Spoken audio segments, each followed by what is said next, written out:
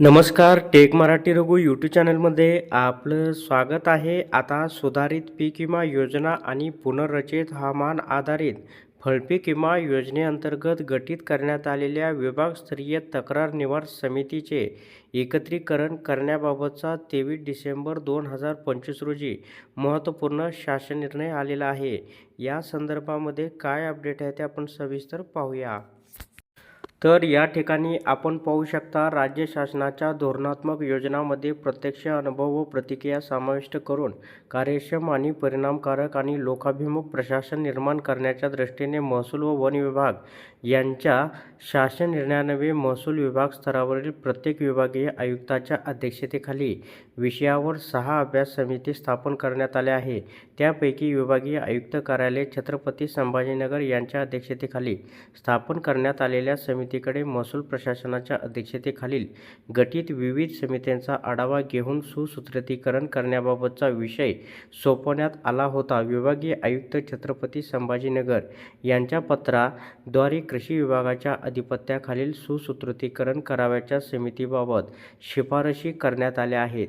तर सुधारित प्रधानमंत्री पीक विमा योजना खरीप हंगाम 2025 ते रब्बी हंगाम 2025-26 करता या ठिकाणी शासन निर्णयान्वये गठीत करण्यात आलेली विभागीय आयुक्त स्तरावरील तक्रार निवारण समिती आणि प्रधानमंत्री पीक विमा योजनेअंतर्गत पुनर्रचित हवामानावर आधारित फळपीक विमा योजनेकरता दिनांक 12/6/2024 रोजीच्या शासन निर्णयान्वये गठीत करण्यात आलेली विभागीय आयुक्त स्तरावरील तक्रार निवारण समिती या दोन्ही समित्यांची रचना व कामकाज सारख्या स्वरूपाचे असल्याने या दोन्ही समित्यांचे एकत्रीकरण करण्याची शिफारस सदर समितीने केली आहे.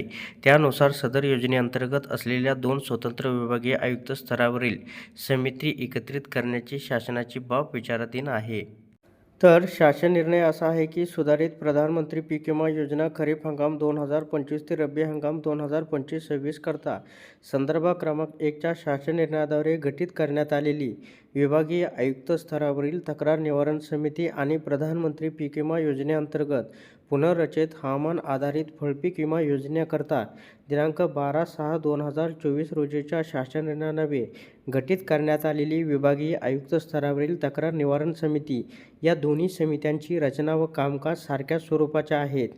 सबब सदर दोन्ही योजनांसाठी विभागीय आयुक्त यांच्या अध्यक्षतेखाली पुढील एकच समिती ठेवण्यास शासनाने मान्यता देण्यात येत आहे.